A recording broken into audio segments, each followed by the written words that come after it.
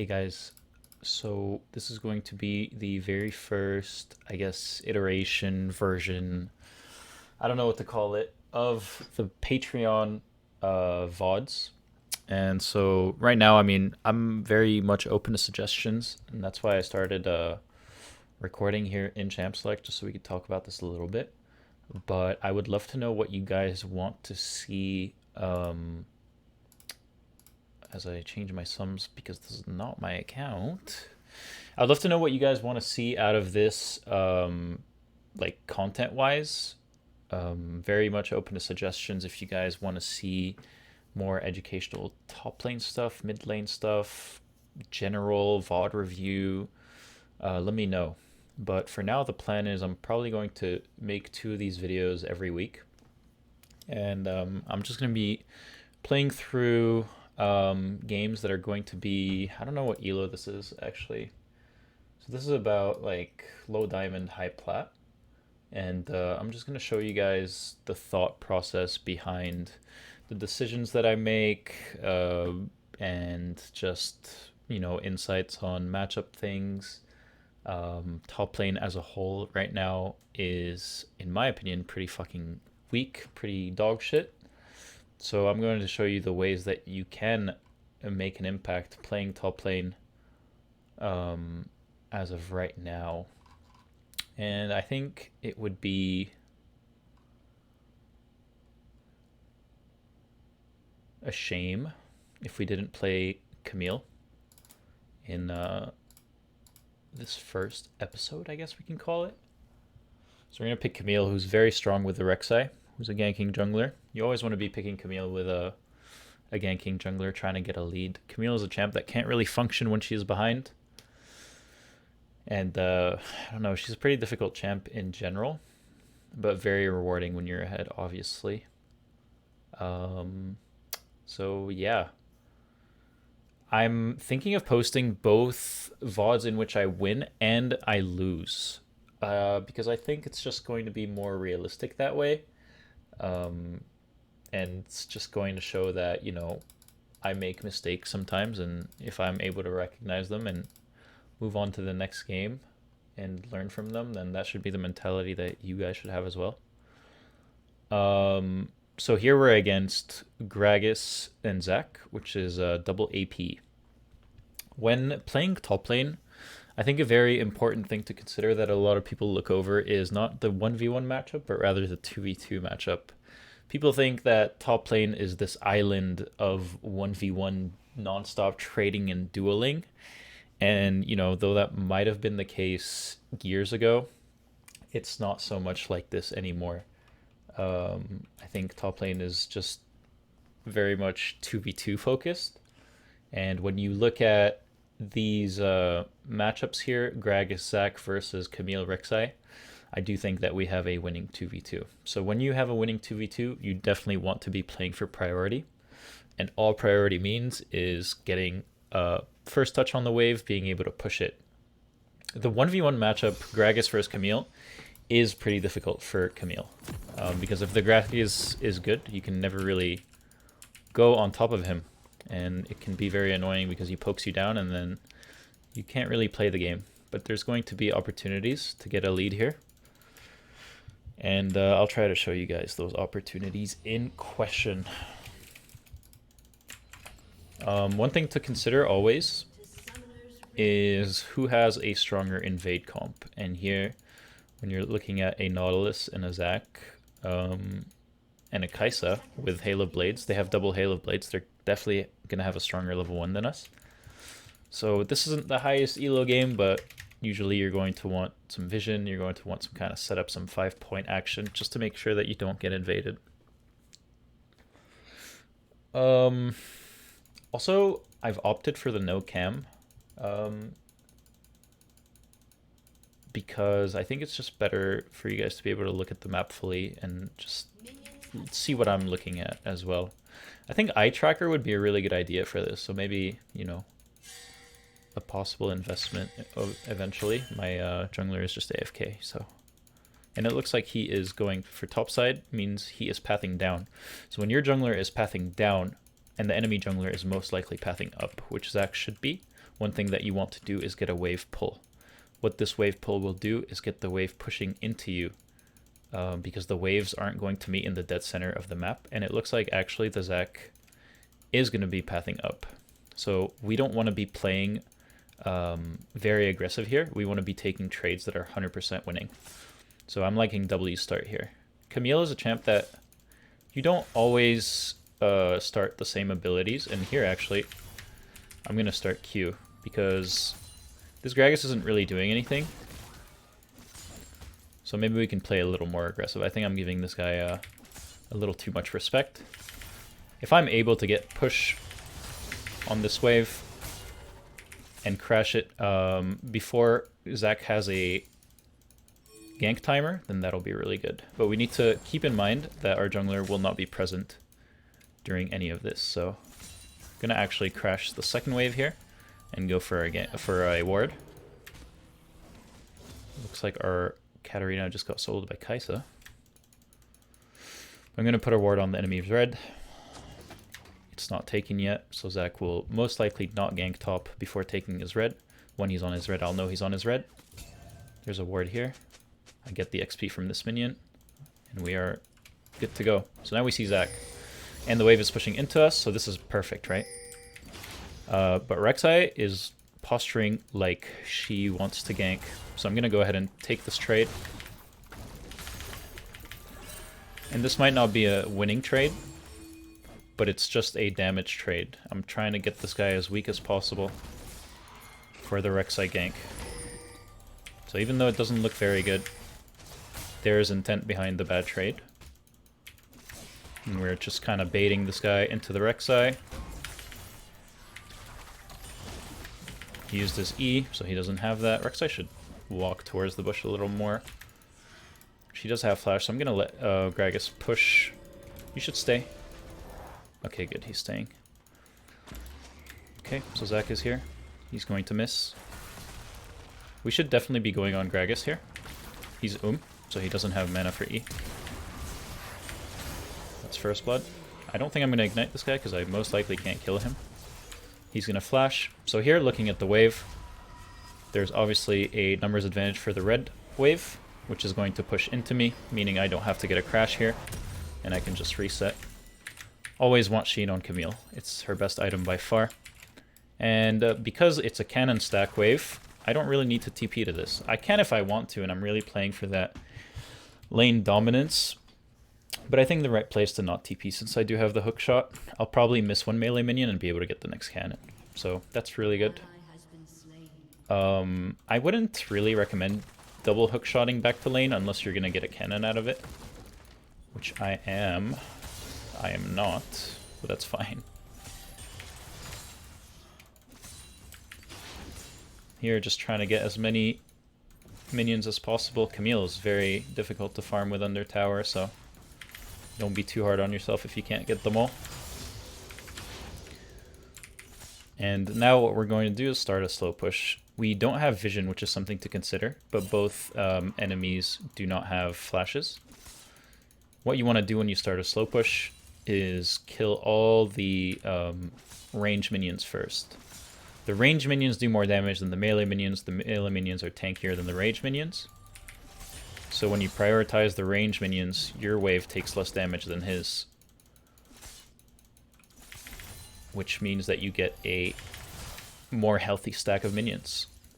So now we're going to have 3 extra minions, or 4 extra minions on our next wave, which is coming in now. And that gives us a nice timing to dive this Gragas. Which is why I'm going to just trade. Trying to get him as low as possible here for this dive. He is flashless, so it should be a pretty free one. And we're just going to wait for this Rek'Sai to come all the way over. We see Zac is mid. And Camille's R is a turret aggro reset. So when you're diving, you always want to be the one to tank. So just slowly trimming the wave. Letting the Rek'Sai know that we are, you know, committing to this. I'm going to pop my potion because I want to be as healthy as possible as well. And we want to make sure we do this. Tanking here. And then we just wait. And he should be dead here with just an auto. Oh, my jungler did an absolute madness, it seems. But it's fine. I think a better jungler would have probably played that a bit better.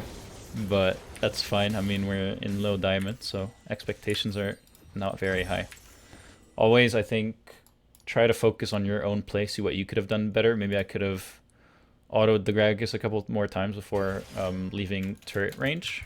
So that part is on me. And now here, once again, because there's such a big stack on the enemy wave, I don't really have to TP top. So we see the Zac, he's got his red buff, he does not have blue. Meaning most likely, after this gank, he's going to go to his bot side. So priority, when you get back to lane, is always to get vision. One thing I really like to do as Camille is, because you can just hookshot over, you go over this wall, you ward here, and then you go back and pretend that you came from the lane. And because you came with 2 hookshots, you're going to be faster, so the enemy won't have expected you to ward their tri-bush. The Gragas saw me there and ruined it, but you get the idea. Now we just get to collect all of this.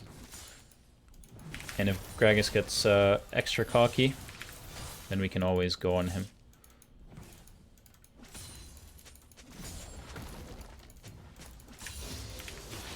So we're going to take a bunch of damage, but it's fine because we saved up our TP.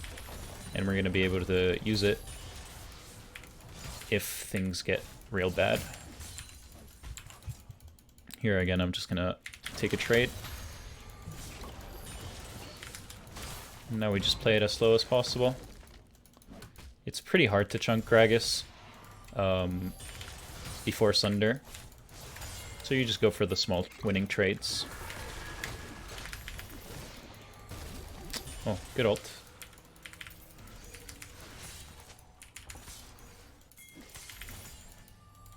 So we know that Zac is most likely bot side. Actually, we do see him in bot lane. So here we can either set up for a dive or zone this guy completely off of the wave, which is equally as good. So again, we're just stacking this wave, playing it as patiently as possible, waiting for the next one to meet, and then we're going to dive the Gragas. Hopefully, by the time this next wave crashes, Rek'Sai will have finished the Herald, so this is good. And we're just going to spam ping top. Again, I want to be the one tanking, but we both have turret resets, so it's pretty good. And just like that. Easy. And this all comes from playing with the wave correctly. When you really take the time to see what's going on with your wave, it gives you a much more clear idea of what to do with it. So always, you know, don't rush your decision making. Take the time to understand what's going on with your wave, and then play accordingly, I think. So here, because I have the TP, because I have Sunder and base, I'm just going to put a pink ward down. We see Zac in the bot lane again. He's really playing for bot. And we are going to just TP back top here with Sunder. And now, this is where it gets fun with Camille, because when you have Sunder, you just become a little bit of a 1v9 machine. I'm just going to TP top or mid here, change of plants to guarantee that Cat doesn't die and gets to farm her wave, and then we'll go top from there. This is an okay play. I think if Kai'Sa had committed... Oh, we see her staying, so there's a chance that I can get the shutdown here. And it looks like I will.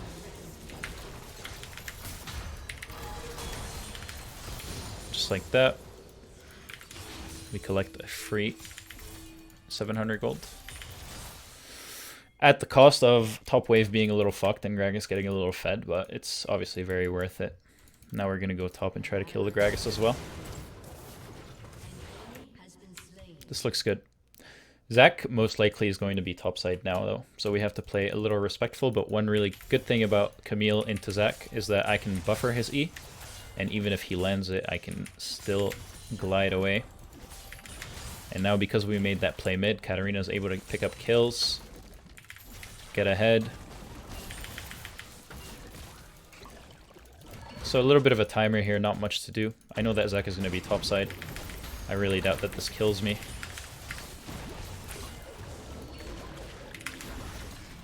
And just like that, we're out.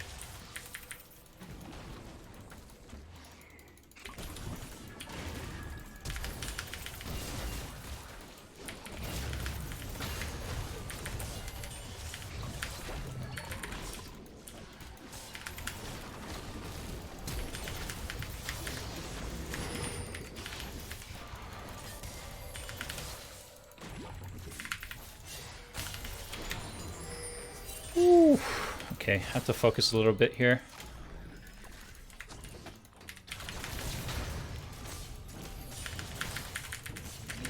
Close.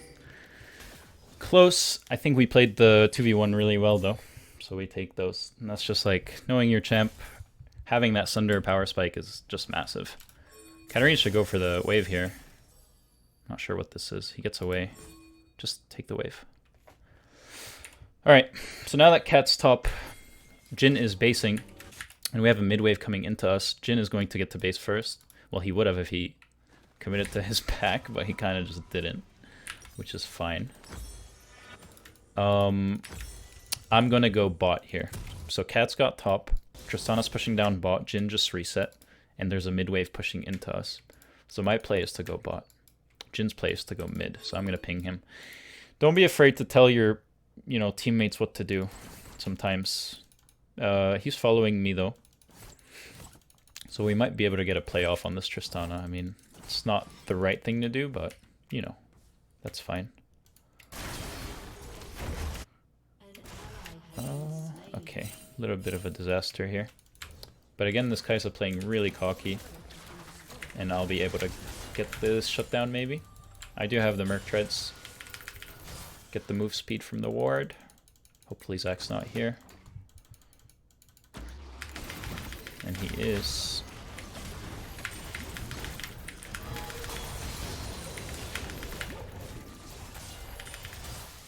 We're not going to be able to get more than that. Looks like Cat might pick up a kill. No, not happening. So we got the first drag, and as a top laner, you always want to be playing for dragons. Like I said earlier, man, top lane is not in a very impactful state right now. The role kind of sucks, so you got to do what you can do. And what you can do as the better top laner is be there for every neutral objective fight. So you want to be contesting those heralds. You want to be contesting those dragons, getting a numbers advantage. And here it looks like the enemy bot lane is kind of pushing a little bit, maybe without any vision. Those pings are annoying as fuck, but that's fine. And yeah. We're going to be able to get a freebie here off Nautilus. He used his Ignite, he used R. Not Flash though. Can't ping the ult. Okay, there we go. So we see Kai'Sa. Dragon's up in 2 minutes. So my play here is to get this mid crash. And go top. And you always want to consider your teleport with the next objective. So here we're going to be playing for Herald in 13 seconds, but my TP is up in 1 minute and 10 seconds. Dragon's up in 1 minute and 45. So no matter what, next time my TP is up, I do not use it unless it's to get Dragon move. You always want to be thinking and prioritizing objectives. Here I see the Gragas is clearing my vision, but my priority is getting that push in top lane. Because if I have push in top lane, I can move to Herald first. That being said, Cat just died, so we're not going to be able to get any kind of fight going on Herald, most likely. So I'm just going to play for my item. And if they decide to gank me, I have the Maokai hover, I have the Rek'Sai hover, I'm good to go. So here, always try to prioritize your item completions ahead of an objective fight. It's huge, because when you finish an item, you get the obviously you get the effects of the item, and you also get the mythic passive. I'm not going to use any cooldowns here. So I'm only trying to kill Gragas with no cooldowns, because I want those cooldowns for Dragon fight. We're just going to back off here, finish our item, and then we'll be there for Dragon.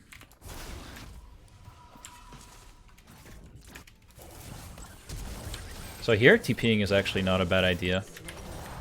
But unfortunately, he's already dead. They stole the Herald as well, so it's looking a bit like a disaster. But it's fine. I'm just going to TP mid here to try to get push and maybe kill Tristana. Tristana just dies. So even though they get the Herald, we're going to be able to get Dragon. In the long run, that's definitely better.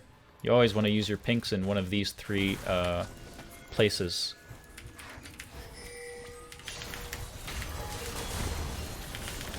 And that's why we did not use those cooldowns on Gragas.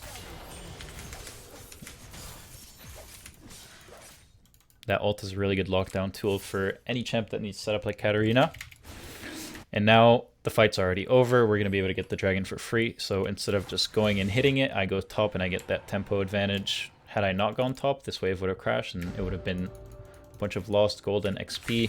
Pretty bad. The rule, I think a personal rule of mine is that, you know, anytime that a wave dies to a turret and you're not there to collect it, then you fucked up. And it's not necessarily you fucking up, but your team.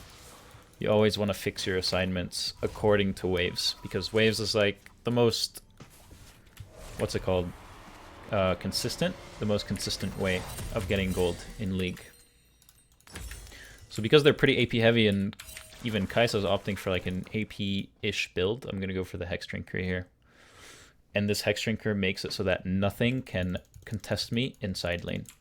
I can beat Kai'Sa, I can beat Gragas, I can beat Zac. Tristana won't really contest me in the side lane though, but, you know, in the event that she does, then it's good for the team anyway. So I'm going to just go bot here. You want to be always trying to play away from the objective that is spawning and that you're trying to play for. Because if I can bring 2 people to bot, it just means that my team has a 4v3. And it takes 2 people to kill me right now, if not 3. So that is the plan. Also, one thing that I've done this game that's bad is not buy blue trinket. Once you hit level 9 as a top laner, updating your trinket is very important. So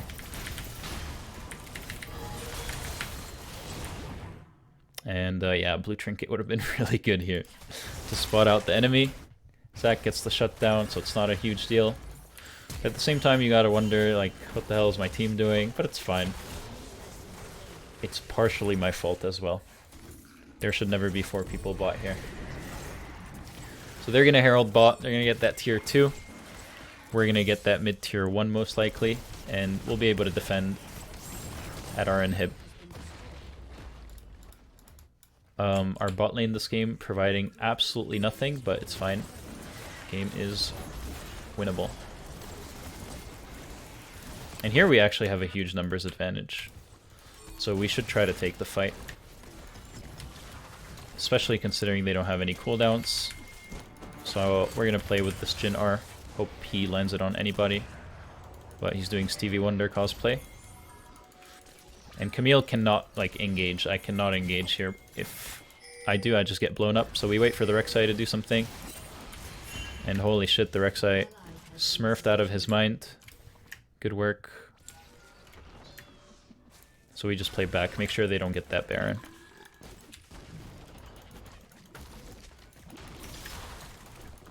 Okay. As long as they don't get Baron, nothing really matters. It's not a big deal. I'm getting pinged by the 3 and 6 Katarina. We fucking love low elo around here.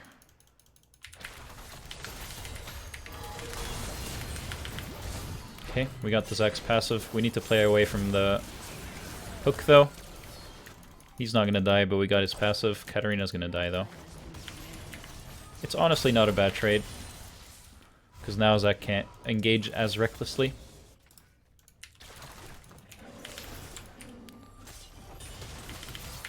Game is still very winnable.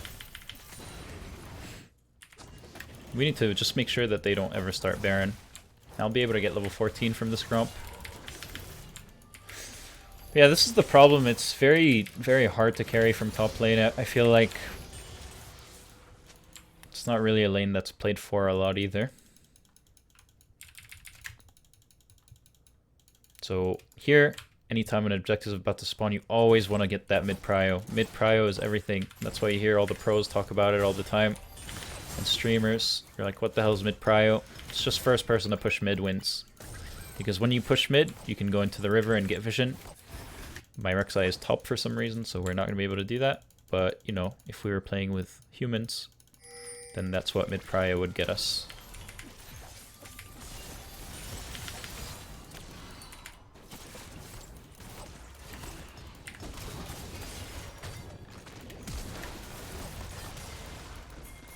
So here we're just going to play off of this Maokai ult.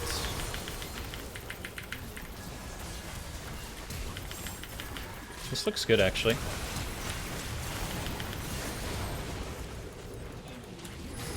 I do think it's winnable.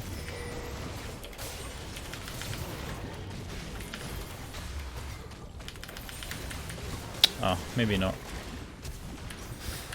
Okay, I definitely could have played that better, so that's on me. But the good news is we have TP and Gragas doesn't. So if they don't decide to go do Dragon, then we'll be able to interrupt them in the next 30 seconds. Our Jhin is kind of just standing still here. Bill Physics 28, having a bit of a rough one this game. 0-5. The silver lining here is that they have like a very one-dimension damage comp, right? If we kill Tristana, all their damage comes from AP.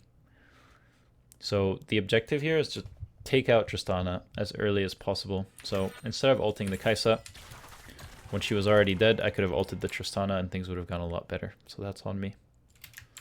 But here, we're playing for this Baron. I don't have time to go bot and TP to Baron. My play is to follow this Rek'Sai. We try to make a pick and take this Baron because they never got to the river. And when they don't get to river, it means they want to get to river and get vision. Just like this. Make sure he stays here. And now it's a 4v5. Well, it's a 4v4 because our Jin's bot, but you get the idea. Now what we can do here is trap them. So I'm going to put a pink here, and they don't know that we're not on Baron. Well, they do now, but only because our team sucks. But basically what you do here is you push mid, you go back into the river. We have pinks, they don't. Oh. This looks good, actually, if we can just play for the Tristana.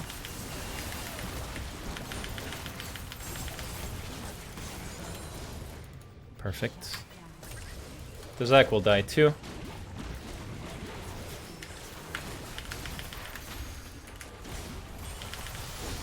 And now we can take this Baron easily. And that should be the game. So, yeah, there we just adapted, you know, what we did wrong in the last fight. Realized that ulting Kai'Sa is not the play, ulting Trist is the play.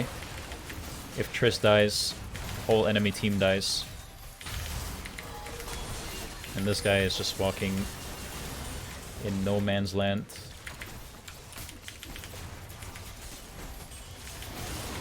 We can just reset here. So now, when you have Baron, your objective is always to take all outer turrets of the game out. So you always want to be looking at which outer turrets are still up and start from the ones that are, you know, outer into the inner ones. So here we see that the bot lane outer turret is still up, so we go straight bot. And team will be working on the mid lane outer turret. Obviously, I want to not make the mistake I made last time in blue trinket, so that I can see Zac possibly engaging on me, or, you know, Nautilus running up on me as well. Team's got other plans, though.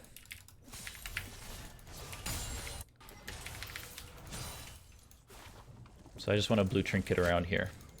And we get vision on Tristana and Zac. Just gonna spam ping my team to go mid, because I should be the only person inside lane right now. And I can draw 2 people to me, maybe even 3. If my team was good, they'd be pushing mid. Sadly, they are not good, but that's fine. Low expectations. I'm not following up on that as bullshit.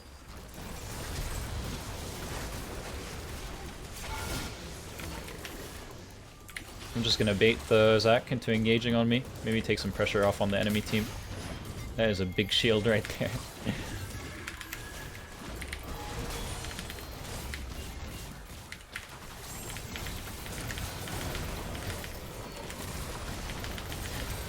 And we actually just survived for so long that team should be able to clean up the rest of this fight. And that's what I was talking about earlier, where once we killed Tristana, they just had absolutely no damage to kill the rest of us. So though that started like a pretty shitty play from our Katarina, who is absolutely horrendous, we still pulled through and won the team fight. Kept our Barons. Not every game your teammates will listen to you, and that's kind of the shitty part of playing a team game, but that's fine. It gets frustrating, but you just have to be as consistent as you can be and try to make the calls that you can make. So here is a little bit of a special one. Oh.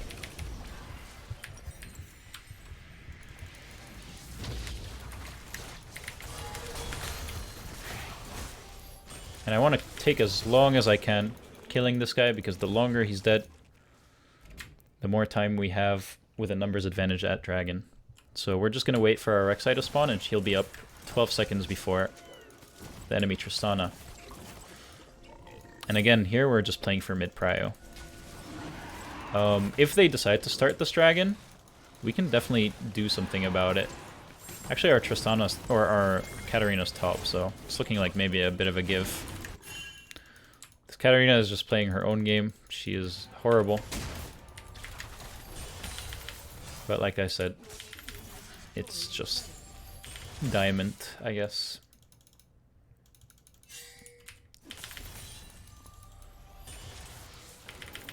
When you have a timer like this and it's a little awkward and you don't know what to do, taking the enemy jungler is always a great play, as long as you can do that safely. I don't know what Cat's doing.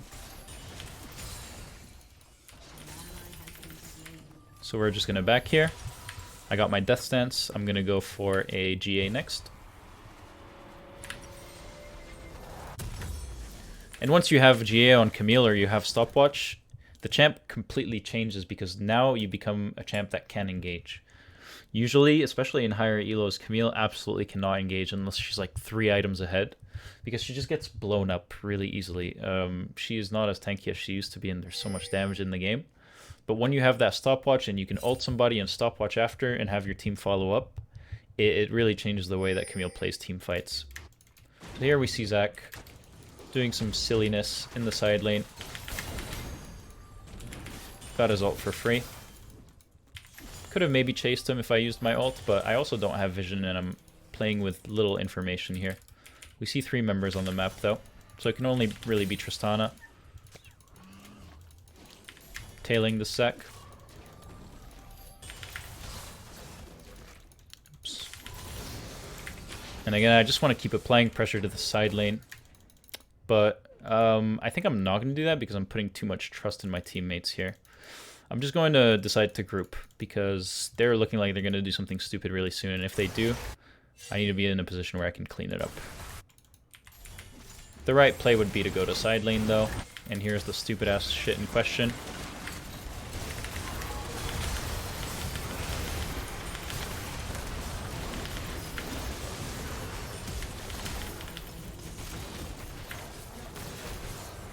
And there you go. We ult the Tristana. They don't have any more damage after she's dead. We can just push mid. And the game is over. I think we should be able to end here. So yeah, this was my first take, so obviously a little bit scuffed on the commentary. Definitely a lot of things that I missed out on. But I would appreciate it if you guys gave me some feedback. I'm open to suggestions, like I said at the beginning. And we might actually not be able to end here, but let's see. Should be fine.